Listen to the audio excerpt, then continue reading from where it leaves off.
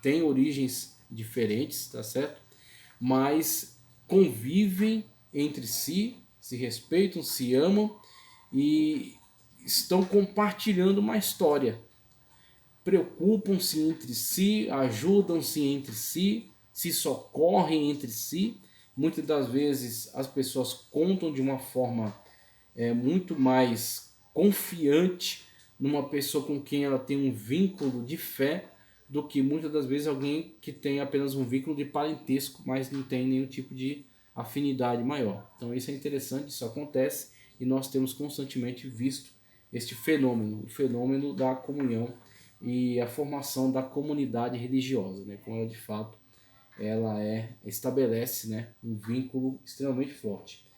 Isso é para bem e para mal.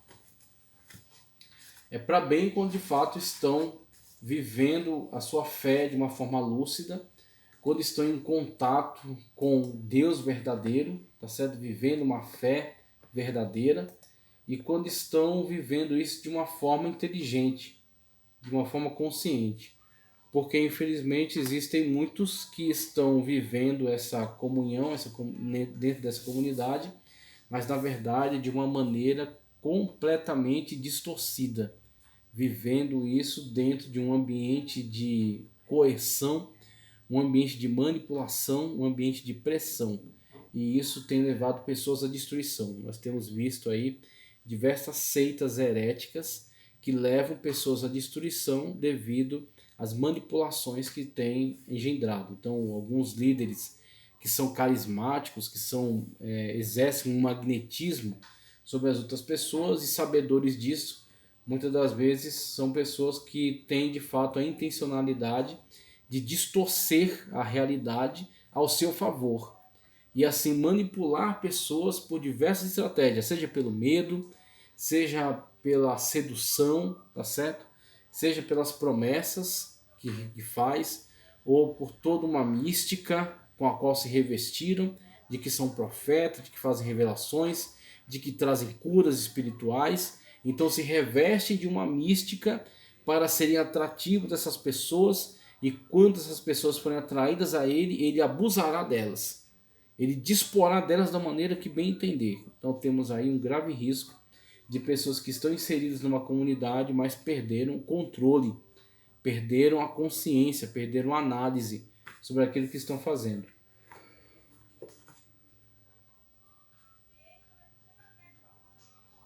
Então temos essa situação que deve servir de alerta, né? Essa realidade perigosa, essa realidade difícil que tem sido vivenciada por muitas pessoas. Nós temos visto aí diversos exemplos, como Jim Jones, tá certo? Alguém que manipulou uma grande comunidade e levou seus membros ao suicídio devido às técnicas de manipulação e aquilo que ele fez o seu grupo acreditar de que aquele era um caminho para uma redenção, tá certo? Bem como David Koresh, que se posicionou dessa maneira, se colocou como o Messias escolhido, ordenou até que as pessoas jogassem fora suas Bíblias, porque ele era a palavra de Deus revelada, e assim fazendo conduziu pessoas também à destruição por meio dessas manipulações. Então você tem aí o grave risco de você adentrar numa comunidade dessa, mas perder o controle, o domínio sobre as informações, sobre aquilo que tem sido comunicado. Tá certo? Quando você se deixa levar pelas argumentações e você cai para dentro de um fanatismo desse, se deixando dispor da maneira que bem entenderem. Então aí você se apresenta para fazer tudo aquilo que o líder ordenar sem qualquer tipo de análise sobre aquilo que está sendo pedido, sobre aquilo que está sendo ordenado, sem fazer qualquer tipo de juízo sobre tudo aquilo que está sendo colocado, né? Então você tem aí um grave risco quando pessoas vulneráveis estão imbuídas dentro desses grupos, se tornam presa fácil, se tornam presa fácil da manipulação, ok? Cerca de comunidade, cerca de interatividade mística, é um pouco daquilo que eu já falei, essa questão do poder que alguns exercem sobre os outros de convencimento, que exercem sobre os outros de atração, e conseguem levá-las a entregarem totalmente as suas vidas, tá certo? E não apenas entregar sua vida a Cristo para servir a Deus, mas entregar as vidas a uma organização, a um líder, para que ele disponha delas como bem entender. Esse é certamente um grave risco, tá certo? Aí temos formas religiosas. Então ele traz para nós primeiro algumas formas primitivas, dentre elas a que está exposta aí, para que você observe: o animismo, ideologia ou crença de acordo com a qual todas as formas identificáveis da natureza, animais, pessoas, plantas, fenômenos naturais, possuem alma. Então esse animismo não é de animal, mas de ânima, tá? De alma, animismo, que dá alma a todas as coisas.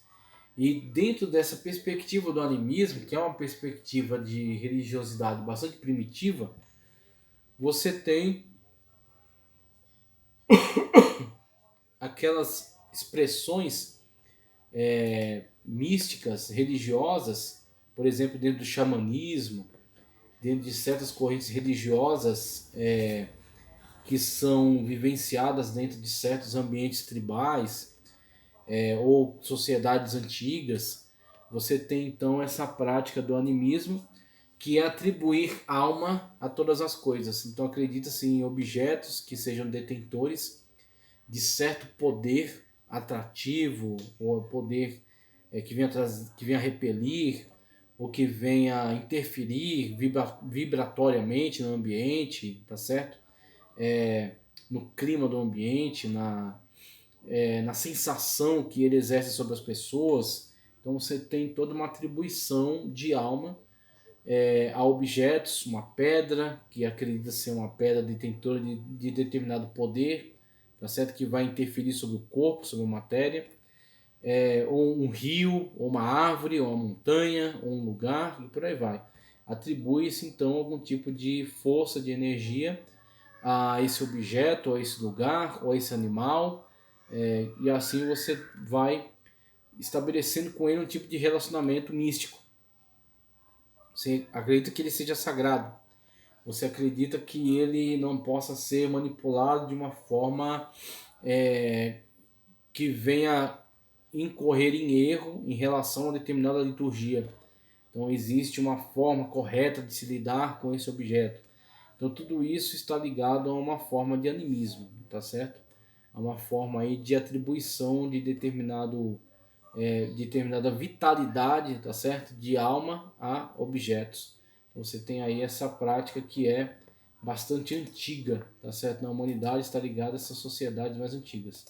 O totemismo, conforme o que está representado aí em tela, é um conjunto de ideias e práticas baseadas na crença de que existe um parentesco místico entre seres humanos e animais, objetos naturais, plantas e até em casos raros com fenômenos na natureza. O conceito refere-se a uma ampla variedade de relações de ordem ideológica, mística, emocional, genealógica, de vegetação entre grupos sociais ou indivíduos específicos e animais ou outros objetos naturais que constituem o totem. Então, no animismo, como a gente viu, atribui-se alma até, por exemplo, uma planta. A pessoa entende que aquela planta ela detém algum tipo de poder, tá certo? E aí eu não estou falando apenas das substâncias dela, que se ingeridas pode ser medicamentosas, né? Ou pode ser veneno. Então você tem esses tipos de situações onde você tem o objeto interagindo em outro. Não é essa a questão. O animismo vai entender que aquela planta ela detém algum tipo de poder místico, uma vida, uma consciência, mesmo que não seja uma consciência do nosso nível, mas algum nível de consciência, tanto que ele vai conversar com aquela planta. Ele vai abraçar aquela árvore, porque entende que ali está sendo estabelecido um contato com aquele ser, e aquele ser detém algum tipo de alma, e ele está interagindo, ele está entendendo, ele está comunicando-se por aquele meio. Então existe essa atribuição, tá certo, de chamado animismo, e o totemismo, onde esse grupo, tá certo, ou essa tribo, ou esses indivíduos, Eles entendem que aquele ser, pode ser um animal, ou pode ser um objeto, ou pode ser até um fenômeno da natureza, tem com ele algum tipo de relacionamento profundo, algum tipo de ligação profunda, como a ligação que você tem com seus ancestrais, com seu bisavô, seu tataravô, seu tetravô e por aí vai. Existe uma árvore genealógica, existe alguma ligação entre vocês, tá certo? Nessa passagem geracional, vindo daquela pessoa no tempo do passado e chegando até vocês. Existe uma corrente entre vocês.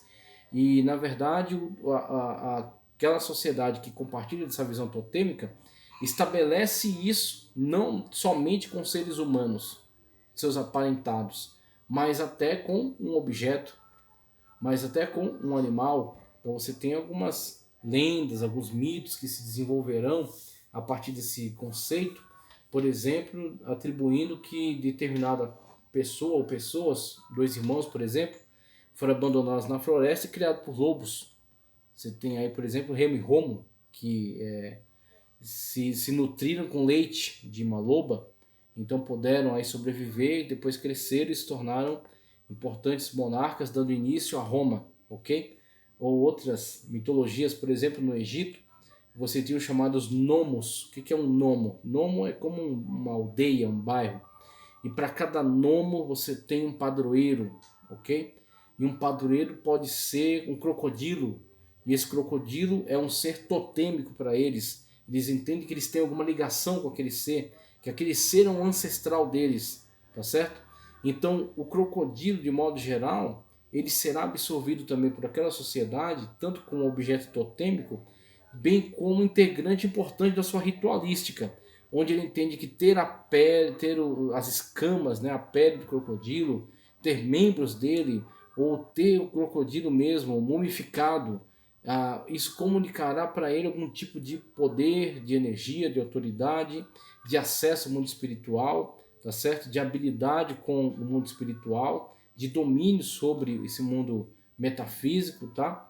Então, o objeto totêmico com o qual ele está intimamente ligado, existe entre ele e esse objeto um relacionamento de parentesco até, um relacionamento profundo, e esse objeto lhe conferirá algum tipo de poder e de autoridade. Então ele entende que esse objeto, ou esse animal, ou esse ser, ou esse fenômeno terá essa relevância. Terá essa relevância então na sua vida, tá? Ele fala sobre animismo, ele fala sobre totemismo, depois ele falará acerca de teísmo. O teísmo, conforme está em tela, doutrina que afirma a existência pessoal de Deus e sua ação providencial no mundo. Afirma a existência pessoal de Deus e sua ação providencial no mundo. Veja que haverá necessariamente uma discrepância, uma distância entre a crença em um verdadeiro Deus, em um Deus pessoal, e essas diferentes formas de manifestação da religiosidade, principalmente dentro dessa estrutura dessas antigas religiões, tá certo? Essas religiões ligadas a um misticismo geral, ligadas a uma ritualística intensa. A ritualística, ela toma um nível de importância extraordinário, porque na prática dessa ritualística haverá a incorporação de determinado poder. Então, por ter praticado o rito da forma correta, voltando-se para determinada deidade, estabelecer se há um poder sobre aquela deidade, ou um poder sobre aquele fenômeno da natureza, ou sobre aquela situação vivenciada, tá certo? Pelas pessoas. Essa era a estrutura da religiosidade humana e a tentativa do religare por parte do homem, por parte do antropo, da humanidade. Quando ela, por exemplo, foi encontrado pelos arqueólogos pequenos bonecos, que na Sagrada Escritura até aparece como os terafins. Então foram encontrados esses pequenos objetos, pequenos bonecos, que em algumas situações estavam enterrados de cabeça para baixo. Então você tem ali algumas manifestações. Pode ser um animismo, que aquele objeto é detentor de uma alma, é detentor de algum tipo de poder místico, e você, ao realizar esse ato sobre ele, você está lhe causando algum tipo de desconforto, e ao causar esse desconforto, você exercerá algum tipo de manipulação sobre a natureza, coagindo aquele ser místico a promover para você algum tipo de bênção, livramento, ação, algum tipo de intervenção. Então existe essa crença, ou existe até uma crença totêmica, onde a pessoa acredita que aquele objeto representa uma ligação importante entre aquela comunidade e aquele ser, tá certo? E assim ele, realizando esse ato, exercerá sobre ele algum tipo de coerção, algum tipo de domínio. Então você tem essas amplas, essas variadas situações que nos descrevem o nível de religiosidade ao qual chegou a sociedade da antiguidade, bem como o nível de distorção a qual essa religiosidade chegou, ok? Quando você tem essas manifestações do animismo e do totemismo. E quando você observa tudo isso, no geral, de uma forma a olhar essas manifestações nas suas diferentes versões, nas diferentes sociedades que as adotam e as diferentes práticas, tá certo, que adotam, você perceberá facilmente, rapidamente o contraste entre toda essa religiosidade xamânica, indígena, ancestral, antiga, ritualística, animística, totêmica. Você verá a grande diferença entre todo esse misticismo, essa tentativa de manipulação sobre a natureza, essa tentativa de coerção sobre seres espirituais, tá certo? E a tentativa da manipulação da própria realidade, quando você intervém nesses ambientes espirituais, entendendo que ele terá um resultado esperado na realidade, ok? Então, tal pessoa ficará curada, tal pessoa ficará doente, tal pessoa vai morrer, tal pessoa vai permanecer no seu relacionamento ou deixará o relacionamento. Todas essas intervenções sobre a realidade que são entendidas a partir de uma perspectiva mística como passível de manipulação a partir de uma ritualística, a partir de determinada prática ritualística. Esse é o misticismo, tá? Esse é o misticismo, o ocultismo, o misticismo.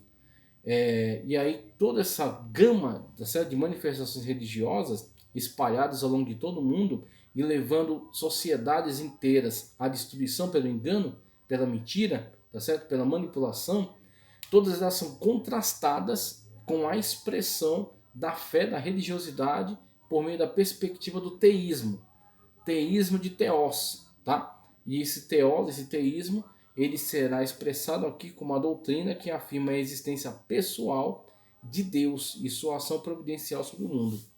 Então, escapando de toda essa gama de probabilidades, possibilidades, invenções, teorias e tudo mais, onde a humanidade ou determinado grupo específico dela, ou pessoas individuais, tá certo, que se entendem com um poder de magnetismo sobre as pessoas e as coisas, todas elas serão contrastadas com a realidade indicada pela revelação divina acerca do teísmo, acerca da existência, acerca da providência realizada e da manifestação, tá certo, de um Deus pessoal. A manifestação de um Deus que não está misturado com a sua criação. Uma coisa é Deus, outra coisa é a sua criação. Um Deus que é uma pessoa. E quando digo que é uma pessoa, não estou dizendo que ele é de carne e osso, porque ele não precisa, ele não demanda esse tipo de mecanismos para a reação, para a interação.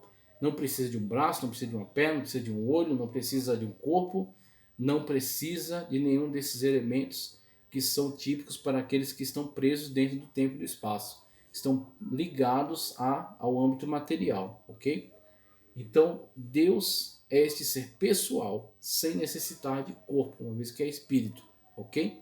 Ele é uma pessoa, e sendo uma pessoa, interage-se com ele, por isso que dobram-se os joelhos e dirigem a ele oração. Falam com Deus, mesmo Deus sendo onisciente, onipresente e onipotente, sabendo todas as coisas de antemão, mas dobra-se os joelhos e fala-se com Deus.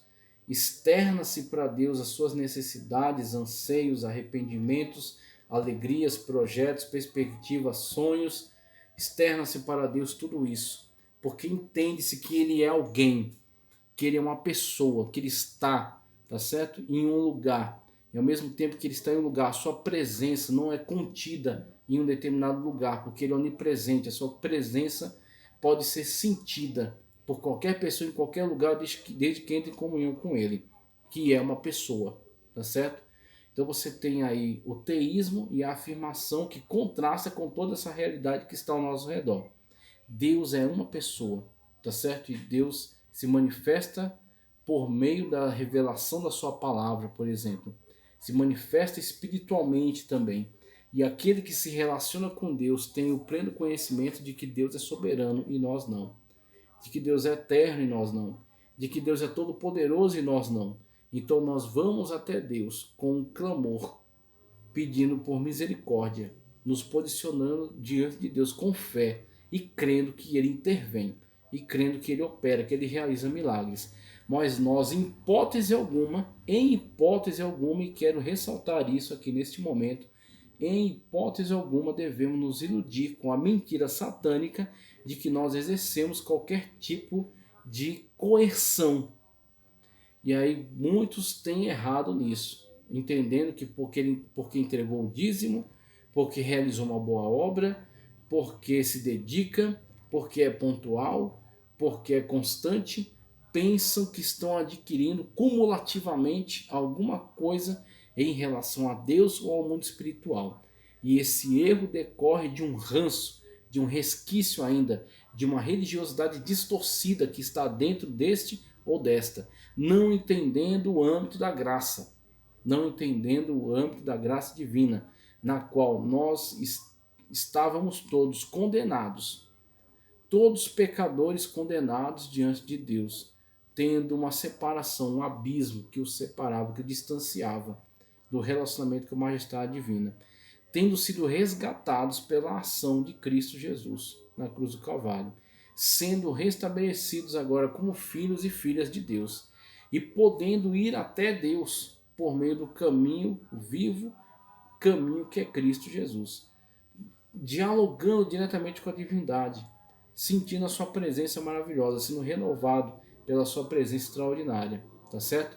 E a partir daí se posicionar como servos e servas de Deus, clamando a Ele por misericórdia e por intervenção, crendo que Ele pode agir querendo e é soberano para não agir se não quiser e impor o seu plano sobre o nosso, ok? Então nós temos aí essa interação que eu posso dizer, posso chamar que é uma interação adulta, é uma interação de uma fé madura, uma fé de uma pessoa que já perdeu as ilusões, perdeu os falsos entendimentos e entende que Deus é Senhor, tá certo? E que Deus é um ser. Sendo um ser, ele tem amor, manifesta amor, ele se ira, tá certo? Ele se alegra, ele ouve, ele responde, ele intervém ou ele não intervém de acordo com a sua vontade soberana, tá certo? Sabendo aquilo que é melhor para nós e agindo dentro dessa perspectiva, desse plano maior, ok? Plano maior que se estabelece sobre o nosso plano menor. Nosso plano então é submetido aos planos perfeitos de Deus. Então eis aí um relacionamento teísta, onde você crê em Deus, Deus é espiritual, mas por ser espiritual, ele não deixa de ter presença e realidade entre nós e intervir na história da humanidade e com o qual nós nos relacionamos, ok? Não apenas decoramos formas ritualísticas para tentar estabelecer algum tipo de coerção, algum tipo de domínio, de manipulação, de modo algum, de forma nenhuma. Nós entendemos ser servos e servas de Deus e nós vamos até Ele pelo caminho da oração e clamamos a Ele pedindo pela sua intervenção, aceitando a sua decisão. A decisão de sim e de não. Ambas as decisões são bênção de Deus para nós, ok? Temos aí o que é a fé teísta, crer num Deus pessoal, ok? Que nos distanciará de todas essas demais expressões da religiosidade humana. Esse distanciamento pode ser visto também numa importante obra teológica que é antiga já e que recomendo a todos, chamado O Fator Melquisedeque. O Fator Melquisedeque. Deixa eu ver se eu acho aqui. O Fator Melquisedeque, para deixar aqui em tela, a gente vê a capa dessa obra importantíssima. Só um minuto, deixa eu procurar aqui entre os meus arquivos esta obra. Eu passei por ela hoje já, eu já vi. Deixa eu encontrar. Aqui está Fator Melquisedeque, Dom Richardson. Fator Melquisedeque, Dom Richardson, tá? O fator Melquisedeque nos apresentará uma determinada realidade muito interessante, que é, existe o fator Melquisedeque, que dá título ao livro, tá? Existe o fator Abraão e existe o fator Sodoma, tá? Fator Melquisedeque, fator Abraão, fator Sodoma. O que são esses fatores? O que são essas realidades, tá? Elas são um quadro muito claro em relação à interação divina do Theos, do Deus pessoal, com a realidade humana. Existe o fator Melquisedeque. Quem é Melquisedeque? Sacerdote do Deus Altíssimo, tá certo? Rei de Salém e sacerdote do Deus Altíssimo. Como que Melquisedeque tornou-se sacerdote do Deus Altíssimo? Não é dito. Qual é a sua origem? Também não é dita. Apenas nos é apresentada a realidade na qual Abraão, né, era Abraão ainda, vindo de uma guerra, de uma batalha, ele encontra-se com Melquisedeque, reconhece nele, e Abraão, diante daquilo que ele tinha perante a si, ele sabia e tinha plena certeza de que ele estava perante o servo do Deus Altíssimo, tá certo? Tanto estava diante do servo do Deus Altíssimo, não somente do servo, o sacerdote do Deus Altíssimo, que ele lhe entrega dízimos. E quando ele lhe entrega dízimos, Melquisedeque o abençoa. O menor entrega os dízimos ao maior, o maior abençoa o menor. E quando abençoa o menor, abençoa também a sua semente que está dentro dele. Abraão, Isaac, Jacó, Levi, tribo sacerdotal. Somos sacerdotes e levitas, de modo geral. Todos foram abençoados por Melquisedeque, por meio da bênção que ele confere a Abraão. Posteriormente, Jesus Cristo virá, exercerá seu ministério terreno, morrerá por nós vicariamente e ressuscitará, estará diante de Deus na glória, onde ofereceu o sacrifício perfeito, com sangue de bodes, de touros, de ovelhas, não, com seu próprio sangue. Exercendo sumo sacerdócio, pela ordem de quem? De Levi? Não, de Melquisedeque. Conforme o próprio Deus fala nos Salmos, tu és, assente-te a minha destra, até que ponha por escabelo inimigo os teus inimigos aos teus pés. Tu és sacerdote eterno, conforme jurei, sacerdote conforme a ordem de Levi? Não, de Melquisedeque. Sumo sacerdote eterno, conforme a ordem de Melquisedeque. Então a ordem de Cristo é conforme a ordem do sacerdócio com o qual Abraão se encontrou e entregou dízimos. O sacerdócio de Melquisedeque, que não tem começo nem fim de dias. Informações essas omitidas de forma intencional, para que essa tipologia cumprisse em Cristo como o antítipo, tá certo? O concretizador daquilo que foi demonstrado no Antigo Testamento. Em Melquisedeque, nos Salmos, onde Deus jura Cristo ser sacerdote, sumo sacerdote conforme a ordem de Melquisedeque, e o Cristo que exerce esse sumo sacerdócio, apresentando seu próprio sangue diante do Pai para fazer a remissão dos nossos pecados. O seu sangue aspergido sobre nós nos purifica de todo pecado, tá certo? Então nós temos aí o fator Melquisedeque, que é o fator da revelação divina. Revelação essa que não foi capturada pela Sagrada Escritura, mas estava presente ali. Tanto que quando Abraão entra em contato com ele, fica muito claro para nós. É o único exemplo que foi capturado e demonstrado. Mas quantos exemplos houveram? Levantados por Deus, têm relacionamento com Deus, têm contato com Deus, têm comunhão com Deus e estão vivendo essa verdade de Deus no mundo em que estavam. Melquisedeque foi aí encontrado por Abraão. O fator Melquisedeque é o fator da revelação geral de Deus. Deus trabalhando para se revelar à humanidade. Deus trabalhando para fazer a humanidade o enxergar, o ver, o entender. Ser redimida por ele, tá certo?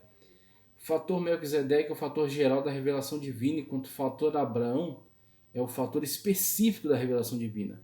Deus chama Abraão de Ur dos Caldeus e ordena que ele saia da sua terra, sua parentela e casa seu pai para a terra que lhe mostraria.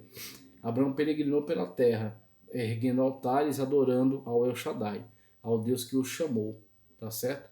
Que não tem imagem de escultura, que não tem imagem, que não tem uma representatividade por meio de um ídolo. É um Deus que ele serve por fé. Andou Abraão por fé. E todos aqueles que manifestam a mesma fé são filhos de Abraão, tá certo? Porque são filhos da fé. Então nós temos aí o fator Abraão, que é o fator da revelação. Deus vai trazer por meio de Abraão, Isaac, Jacó, os 12 constituintes da tribo de Israel. A tribo de Israel esta por meio de quem virá a lei. A lei que estará em vigor até que aquele que vem para cumprir a lei se manifesta, cumpre toda a lei em si mesmo, sem deixar cair um jota ou um tio. E ele, tendo cumprido a lei, nos salva pela sua graça. Nós cumprimos toda a lei em Cristo Jesus, o único que teve a competência de cumprir toda a lei. E tendo cumprido, ainda vai à cruz e morre pelos nossos pecados. Ok? Nós temos aí toda essa realidade extraordinária. Fator Melquisedeque, fator Abraão, fator Sodoma. O fator Sodoma é exatamente acerca daquela humanidade que deu as costas para Deus. Eis o fator Sodoma. Que criam suas ritualísticas, criam suas próprias religiões, suas próprias deidades, seus ídolos, ok? Seu esquema de espiritualidade animista, a qual atribui poder e alma às coisas, aos objetos ou aos animais, ou sua religiosidade totêmica, através da qual entende que sua origem está em determinado ser, um animal, um objeto e tal, e atribui a eles então algum tipo de poder, algum tipo de influência, e vive na mentira, vive no erro, vive no engano, vive no engodo, vive nas concupiscências, produzindo um tipo de religião que é um disfarce para o atendimento das suas próprias concupiscências, seus próprios desregramentos morais ilícitos. Eles vivem então dentro dessa religiosidade, conforme ela é demonstrado por meio do profano culto a Moloque, onde crianças eram sacrificadas vivas, o culto a Baal Peor, onde o ato sexual desregrado, desenfreado, desordenado, era praticado em orgias como meio de promover a fertilização do solo da terra, por meio das orgias praticadas pelos seres humanos, feitos em